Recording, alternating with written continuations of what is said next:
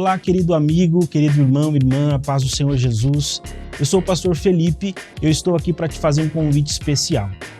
Nós estamos aqui exatamente agora no estúdio da TV Viva Promessa e hoje nós estamos aqui no estúdio do programa Sala Pastoral. Você sabe que a TV Viva Promessa é uma iniciativa da Igreja Adventista da Promessa para a pregação do Evangelho nesse ambiente virtual. Eu queria convidar você para fazer parte desse projeto. E como você pode ajudar? Sendo um amigo da missão. Os amigos da missão são aquelas pessoas que nos ajudam a manter o projeto da TV Viva Promessa caminhando para a glória de Deus. Eu quero convidar você para participar conosco desse projeto. Acesse o nosso site amigosdamissão.org e seja você também um amigo da missão. Deus te abençoe. Olá, boa noite. Voltamos com mais um Conexão Feminina, mais um programa inédito. Esse programa que tem trazido sempre assuntos relevantes, que tem abençoado a sua vida, abençoado a vida de tantas pessoas. Então, vai lá e compartilha o link do nosso programa para que ele possa alcançar mais pessoas que venham ser abençoadas através do nosso conteúdo. Eu sou a Mariluze e esse é o Conexão Feminina.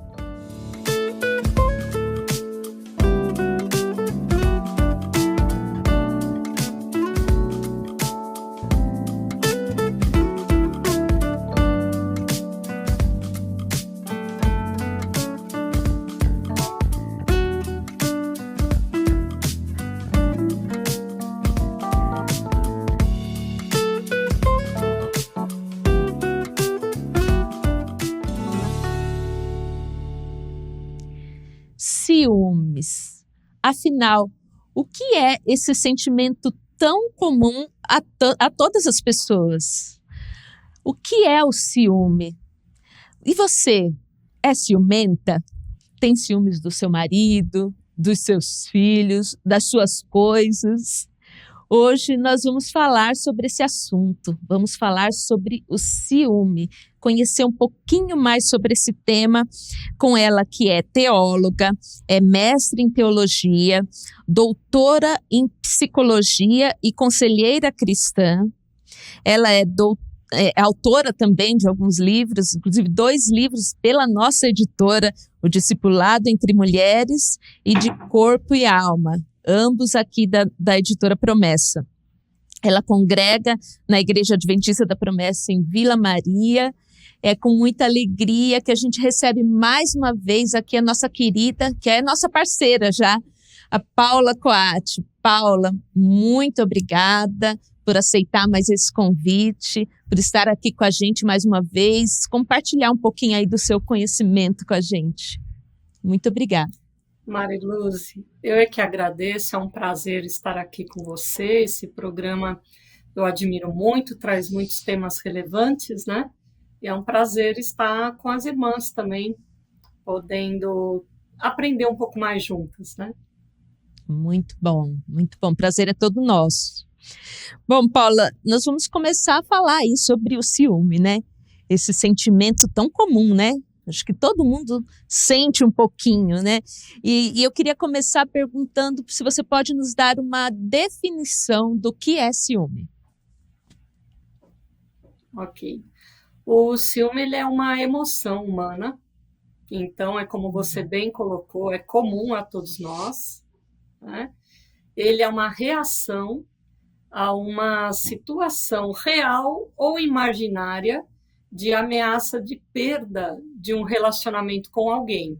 Esse alguém pode ser o marido, pode ser um filho, pode ser uma amiga, pode ser namorado, né? Enfim, alguma pessoa com quem nós estamos em relação. Uhum.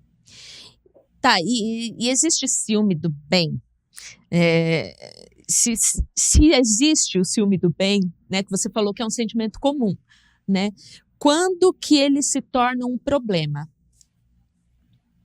Olha, eu adorei a expressão que você colocou, o ciúme do bem, que muita gente fala isso, né? Mas Sim. vamos entender um pouquinho melhor o que acontece com o ciúme. Ele é uma emoção humana, ou seja, ele é natural que ele apareça, mas conforme a intensidade e a forma de reagir a essa emoção que pode fugir ao que nós entendemos de normalidade. Por quê? Porque o ciúme, na verdade, ele aparece por dois motivos principais, né? Ou uma sensação de inferioridade, ou uma sensação de superioridade. O que é isso? A inferioridade é quando a pessoa tem uma autoestima abalada, né? Então ela fica insegura, com medo, ela se sente não merecedora daquela pessoa, ou ela se sente menos capaz com relação a um suposto concorrente que aparece, né? Então, sinaliza uma autoestima ferida, né? Então, é uma emoção natural que todo mundo pode sentir, né? O medo de uma perda, e isso é natural no ser humano, mas se este medo tem por trás insegurança, inferiorização, aí já começa a ficar um pouquinho complicado. E há o outro extremo também, como eu falei, né? A sensação de superioridade. Então, a pessoa que tem um ego acentuado, né? E então ela vê o outro que está na relação com ela como propriedade dela, né? Ou ela é mimada, competitiva e entende que aquela outra pessoa só pode estar se dedicando a ela, olhando para ela. E aí que pode aparecer o extremo, né, desse egocentrismo, vamos dizer assim, dessa sensação de superioridade, que já começa a ir para o campo do patológico. Então, por exemplo, uma obsessão, né, que é aquele caso extremo de não, essa pessoa me pertence, ou até de imaginar que tem uma relação com aquela pessoa e nem tem, ou não tem naquele grau que o obsessivo imagina, né? Ou no caso de transtornos de personalidade narcisista ou antissocial, dentre outros psicopatologias, que a pessoa tem um senso excessivo, né? Primeiro o absurdo, porque ninguém é posse de ninguém, mas além de ter a sensação de posse, tem uma sensação excessiva. Porque você pode ter alguém mimado, que não está acostumado a não ser o centro das atenções, né? Mas é uma coisa mais leve, é diferente de uma situação patológica. Tá, e quais os tipos de ciúmes, além desse que a gente mais comum aí de namorado e namorada, principalmente, né? Eu acho que quando começa o relacionamento, talvez tenha um pouquinho de insegurança, mas além desses ciúmes entre homem e mulher, né, entre parceiros, quais os outros tipos de ciúmes? Bom, o ciúme pode aparecer, por exemplo, entre crianças, quando nasce um irmão, ou quando tem um irmão, mesmo depois de nascido, né? Conforme o tipo de dinâmica familiar, de personalidade, a criança pode ter um ciúme que se estende ao longo até da vida adulta, né? Também pode haver o ciúme entre amigas, né? E aí, como eu falei, vai depender dessa questão da insegurança, da inferiorização, ou do domínio da posse, né? E é importante também falar, Mariluz, de algo que acontece na cultura brasileira, e aí retomando a expressão ciúme do bem, né? Aquele entendimento que ciúme é uma demonstração de romântica, é uma demonstração de amor. Não é, isso é um engano muito sério, né? Ciúme não é demonstração de fato de amor, é de, no mínimo, insegurança, no mínimo, na melhor das hipóteses, né? Como eu falei, depende do grau e do que está por trás dessa inferiorização, ou quando aparece o senso de superioridade, né? E eu digo isso porque, às vezes, as pessoas estão numa relação, principalmente amorosa, com o namorado, noivo ou marido, ou esposa, né? E provoca o ciúme, fica provocando para ver se o outro reage, porque fala, não, mas a pessoa não tem um pingo de ciúme, ela não me ama. Isso é uma distorção muito grande, né? Então, o ciúme, ele aparece, querendo ou não, em qualquer tipo de relação, pode aparecer para qualquer ser humano, Mas o que está por trás, na cultura brasileira principalmente, é essa distorção, né? A cultura brasileira tem uma marca de adoecimento de autoestima, de sensação de inferiorização, e isso acabou permeando as relações amorosas e essa distorção. Não, se a pessoa me ama, ela mostra ciúme e acha isso bonito e provoca o ciúme. Não, aí é uma dinâmica que já também não é normal, né, de querer provocar ciúme no outro para ver se o outro ama. Aí também aparece a questão da insegurança, da inferiorização, ou também da superioridade, de querer ter o domínio. Eu provoco o ciúme para manter a dependência emocional do outro a mim. Também, por vezes, aparece um traço de adoecimento. Uhum. É interessante, né? Você vê, é da cultura, né, mesmo. Você achar que se o outro não tem ciúme é porque não se importa. Mas aí é a questão do que você falou, da baixa autoestima, talvez da insegurança, né? A pessoa é tão insegura que acha que o outro precisa sentir ciúmes dela para mostrar que ama. Né? Exatamente. Isso também acontece, né? Muitas vezes, aquele que é chamado de ciumento, ele fica incomodado porque, de fato, o parceiro ou a parceira está provocando algo, está se insinuando para alguém, ou está com determinadas atitudes e formas de se manifestar excessivas de sensualidade. Então, isso existe também, né? Sim, sim. E é claro, o parceiro ou a parceira tem limite, vai mostrar um desagrado, né?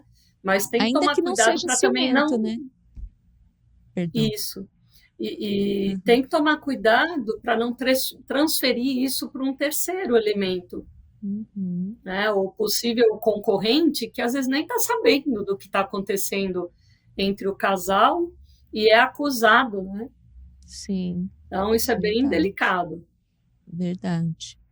Você falou aqui também do ciúme entre crianças, né? Quando nasce o irmãozinho. Enfim, a gente é comum a gente ver isso, né? Quando nasce o irmãozinho, o outro fica com ciúmes, ou até entre coleguinhas de escola, com ciúmes da professora. Como que os pais e os educadores também devem lidar com isso, com o ciúme entre as crianças? Olha, eu entendo que isso depende muito da faixa etária da criança, né? Eu já ouvi em aconselhamento, preocupação de pais, que o filhinho que tem entre 1 ano e 2 é muito egoísta, muito ciumento, porque quer tudo para ele, e não sabe que essa fase é característico, o reforço do ego, né? Então, tem que tomar cuidado, tem que procurar conhecer um pouco melhor as diferentes fases das crianças, né? Como tinha antigamente, ainda tem aqueles livros, seu filho de 0 a 5 anos, seu filho de 0 a 14. É importante voltar a dar esse tipo de livro em chá de bebê ou comprar para ler, né? Para entender melhor as diferentes fases do ciclo de vida. Agora, crianças acima de 3 anos, no caso de nasce um irmãozinho, fica incomodado na escola, tem que observar exatamente isso, as inseguranças que aparecem, ou aquele mimo, aquela centralização, que aí não é essa fase egóica característica, aí já é a manifestação dessa, como eu estou chamando, né, de senso de superioridade, ou da inferioridade, o medo e a insegurança, pelo processamento de vida que a criança está fazendo. E, é claro, os pais têm que ficar atentos, porque a criança ela vai manifestar o que ela capta do ambiente. Então, às vezes, sem perceber, nasce um bebê, o pai e a mãe estão com a atenção tão direcionada ao novo membro da família, que deixa um pouco de lado o outro, até pela dinâmica, principalmente a mãe, que está tendo que dar de mamar, trocar, cuidar, né? Sim. Então, é bom que o parceiro, o pai, esteja mais próximo daquele filho mais velho, que vai sentir, sim, a entrada desse novo elemento na família, vai ficar inseguro. A criança ela não entende da mesma forma que o adulto. Então, às vezes os pais tentam dialogar muito e a criança não processa, até porque ela está ainda desenvolvendo o entendimento cognitivo dela, né? Principalmente crianças de 3 a 5 anos, né? E acima de 5, 6 anos, que já tem uma capacidade de compreensão melhor, já começa a ter uma base moral um pouco mais compreendida, diferente da criança de menos de 5 anos, que age e reage só por compensação ou por punição, né? Os pais têm que perceber isso, traços de personalidade daquela criança e perceber a sua própria educação, como eles estão lidando com a criança, como eu falei. Porque tem algumas características básicas da personalidade, traços que são genéticos, crianças que têm uma personalidade mais forte, um domínio maior, ou crianças que são mais tímidas, mas mesmo isso é cultivado pela dinâmica familiar, principalmente, né? Então, os pais têm que estar atentos à própria forma com que eles lidam com os filhos. Então, procurar ver junto à criança, perceber, né, independente dela, que insegurança que está sendo manifesta ali, ou que tipo de ego, né, às vezes um reforço de ego ali que não é compatível com a idade, mas os pais também têm que se perceber na educação que estão dando, como eles estão lidando com a criança. Os educadores na escola também, eles percebem ali no contato com a criança se aquela criança tem carências ou se aquela criança é mimada, tem já um egocentrismo não compatível com a idade. E aí é importante o posicionamento do educador aplacando os domínios ou as inferiorizações ali na dinâmica entre as crianças e chamando os pais para conversar. E em casos extremos, é importante procurar um terapeuta familiar. Sim, o ciúme tem tudo a ver com relacionamento, né? Então, eu queria que você falasse para a gente quais as consequências dos ciúmes na saúde relacional.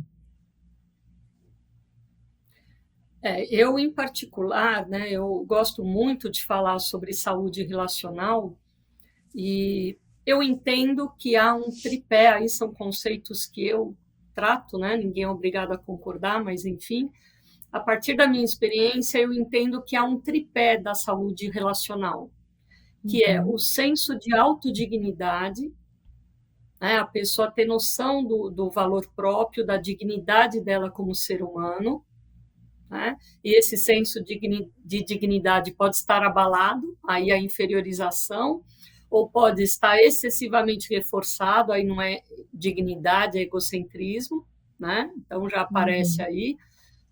Então, o senso da própria dignidade tem que estar ajustado o melhor possível. O senso da dignidade do outro, que é onde a inferiorização ou a superiorização vai aparecer do mesmo jeito, né? Então, ou eu valorizo demais o outro, acho que ele é superior a mim, ou eu anulo a dignidade do outro e transformo ele num objeto. Então, esse senso de dignidade do outro nós temos que trabalhar, o respeito ao outro, né, de forma devida. E o terceiro polo, que seria a consciência de papéis na relação. Aí, com relação às responsabilidades e às liberdades de cada um. Então, é uma relação entre amigos, o que cabe e o que é devido entre amigos. Até onde ir ou não ir. Então, muitas vezes, eu entendo que é esse tripé que é afetado ou que está descaracterizado e aí há o adoecimento relacional. Então, né, o senso de autodignidade, a percepção e o respeito à dignidade do outro e a consciência de papéis. O que cabe a mim fazer ou não, qual é a minha responsabilidade, qual é a minha liberdade ou não, para daí eu entender a responsabilidade e a liberdade do outro. Né? Bom, Paulo, eu acho que talvez a consequência mais grave do ciúme numa relação seja chegar a atos de violência física, né? Como identificar ciúme pode estar levando para isso, para atos de violência física? Existem alguns sinalizadores que é importante prestar atenção, né? Uhum. Nesses casos mais extremos, patológicos, o que é muito comum, começa com leves comentários, né? Onde você estava? Às vezes uma piadinha. Puxa, esse teu amigo aí é mais importante do que eu, porque você fica falando mais com ele do que comigo. Ou quem que é esse cara aí que, né, que toda hora está falando com você? Então, às vezes começa com a verbalização, vai se desenvolvendo para violência moral, muitas vezes. Você fica dando bola para todo mundo, você é vagabunda, você não sei o quê. E começa a chegar ao extremo do físico, né? Que aí a pessoa se descontrola, vai para cima mesmo. Então, assim, fiquem atentos às verbalizações. Agora, Mariluz, existe também a verbalização quando há o senso de inferioridade, né? Sim. E também os danos, mas de outra forma, claro. Que não necessariamente a violência física, mas é sufocar o outro, né? Ficar cobrando. Puxa, você não vai falar comigo? Puxa, você não manda mensagem? Você não me dá bom dia? Você não me dá boa tarde? Você não me dá boa noite? Né? Começa a sufocar a pessoa com quem está se relacionando. Isso aparece não só na relação de casais, né? Namorados ou marido e mulher, mas aparece muitas vezes com pais, com filhos. Né? Às vezes os pais não se adaptam a um filho que está entrando na adolescência ou o início de fase adulta e começa a ter vida própria, né? Começa a trabalhar, estudar, fazer uma faculdade, ter os amigos e fica cobrando, mas você não vai ficar aqui com a gente, mas você não manda mensagem, poxa, essa semana ou hoje você nem falou comigo, né? Às vezes filhos casados, né? Então, às vezes, pais que têm essa distorção da relação com genro e nora, né? Tem essa distorção de papel, aparece aí a distorção de papel, né? Um pai e uma mãe que tem para com seu filho ou sua filha uma dinâmica afetiva de parceria. Então, vê o genro, a nora, seja namoradinho ainda ou seja casal, como um concorrente, né? Então, isso também aparece. E muitas vezes destrói casamentos, destrói noivados, destrói namoros ou possibilidades de namoros, né? Então, o dano não aparece só no extremo dos casos patológicos de agressão física. Aparece também, né, a deteriorização da saúde relacional nessas outras formas de cobrança, de sensação de abandono, da inferiorização, né? É claro que a violência choca mais, e aí a providência né, começou a gritar, começou a erguer tom de voz, começou a ameaçar, mesmo que não grite, qualquer tipo de ameaça, direta ou indireta, a pessoa já deve ficar atenta, já deve ir se posicionando, sugerindo que o parceiro ou a parceira busque ajuda, ou buscando ajuda para um atendimento do casal, e se isso for piorando, tomar outras medidas, inclusive de realizar boletim de ocorrência, denúncia, entrar com medida de... vai chegar um ponto que vai ter que romper esse relacionamento, Sim. Entrar com medidas jurídicas de ordem de restrição de aproximação, né? O duro é quando o outro extremo, a pessoa do outro lado, tem alguma dependência emocional e aí ela não consegue perceber que isso é abusivo, que aí é um outro problema, né? Que Ou nem vai quer além perceber, do né? que aí vai além do ciúme, nem cabe aqui a gente discutir, que é a dinâmica da violência doméstica, né? Sim. Então, o menor sinal de violência verbal já é ideal que se procure ajuda, né? De que se procure resolver. De cobranças excessivas ou de verbalizações irreais. Sim. Você fez isso de propósito, você está com essa roupa de propósito para provocar. Aí é importante o casal procurar né, 3 coisas que eu acho muito importantes. A autoavaliação constante, o que eu estou vivendo, como eu estou reagindo às situações, porque, principalmente no tempo da intimidade com Deus, né? Que cada um faça isso, trabalhe a devida santificação, se é um casal cristão. O diálogo, né? Procurar conversar. Olha, vamos ver a situação de forma devida, o que está acontecendo, você está insegura, você não está. Se o casal não consegue ter, né, cada um ter esse senso de autoavaliação, um mínimo equilibrado ou diálogo, aí é necessário pedir ajuda, no mínimo de um conselheiro, para ter um elemento neutro que vai pontuar o que de fato está acontecendo, porque pode ficar aquele jogo, né? Não, é você que acha, não sou eu que acho.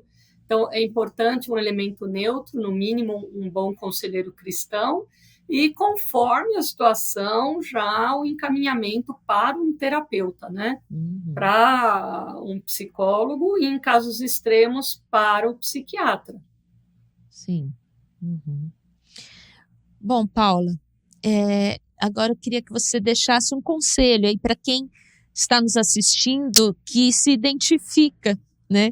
Que identifica esse ciúme como sendo prejudicial em sua vida.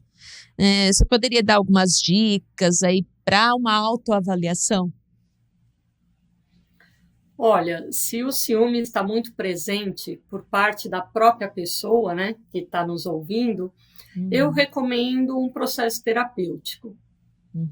Né? Ou com um conselheiro cristão que também conhece psicologia, ou com um psicólogo, porque a pessoa tem a questão da autoestima aí danificada, provavelmente. Né? E isso vem de diversas questões. Né? Muitas vezes trauma de experiências anteriores, traumas de lutos, de perdas diversas, não necessariamente só da relação afetiva, mas às vezes uma perda de pai, de mãe, de alguém que amava e a pessoa não digeriu bem isso, então ela se agarra a outra, né? Pode ser um amigo, pode ser um namorado.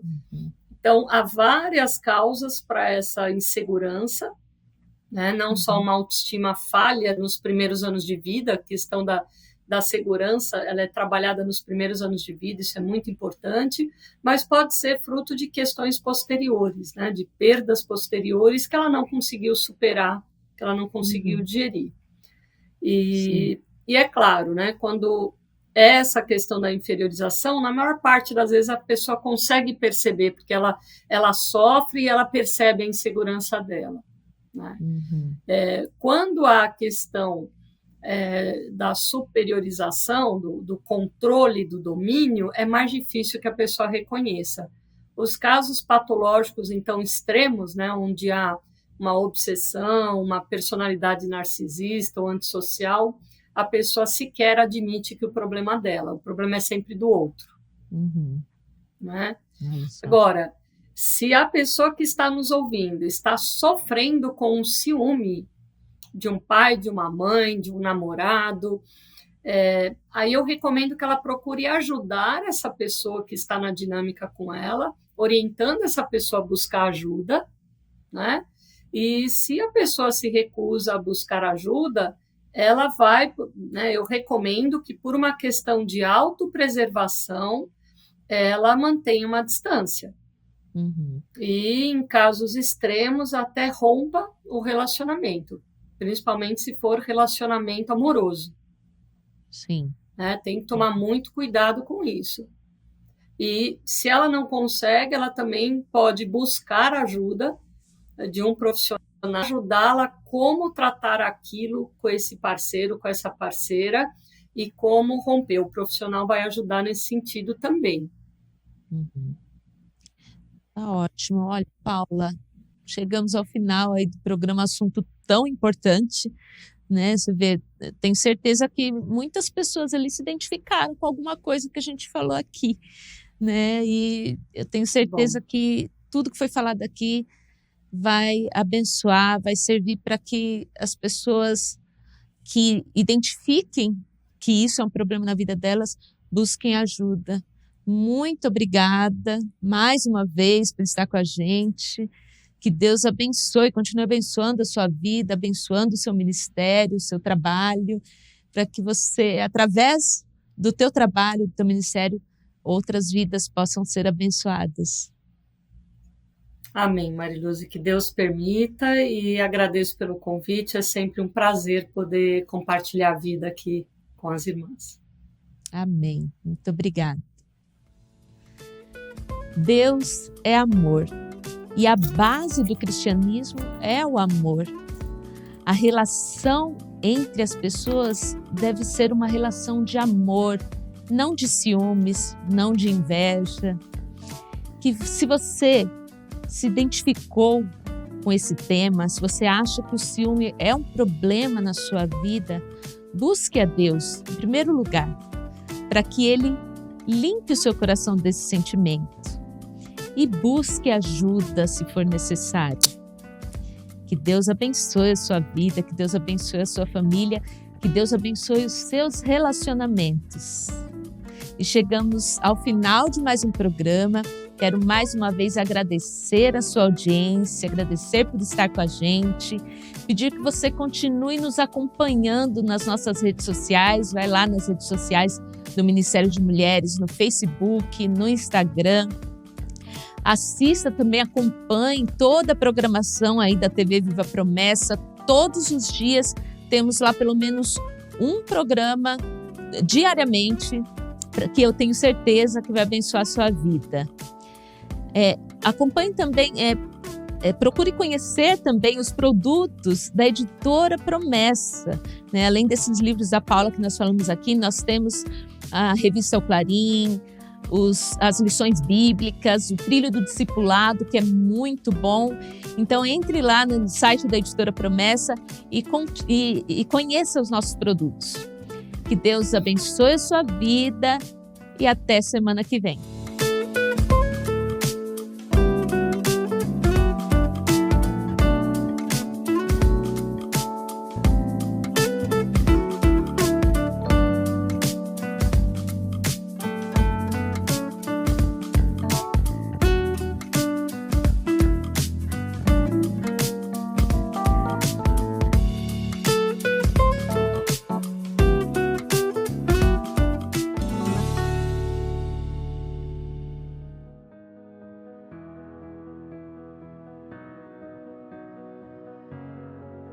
Graça e paz, meus irmãos e irmãs, uma grande alegria poder falar com vocês. Eu sou o pastor Alessio, diretor do Seminário Teológico Promessista. O Seminário Teológico Promessista, ele funciona aqui no Espaço Promessa, na cidade de Cosmópolis, no interior do estado de São Paulo. Aqui também temos a nossa sala de aula no prédio da ECAP, que está no Centro Administrativo Promessista. O seminário, ele forma a turma de 2 em 2 anos. Nós temos uma turma que teve início no ano passado e no final deste ano de 2022 estará se formando com a graça de Deus. Nós temos 2 turmas. Uma turma é no regime de internato e uma outra turma no regime semipresencial. As 2 turmas têm nos dado muitas alegrias. Os professores são muito habilitados, são pessoas da área teológica, de outros ramos do saber, que investem tempo, conhecimento, oração, sempre no sentido de formar as 2 turmas para o campo pastoral, porque nós entendemos que essas pessoas foram chamadas e foram colocadas aqui durante este período de 2 anos para que sejam capacitadas para a obra missionária. A partir do ano que vem, nós estaremos abrindo uma nova turma aqui no nosso Seminário Teológico Promessista.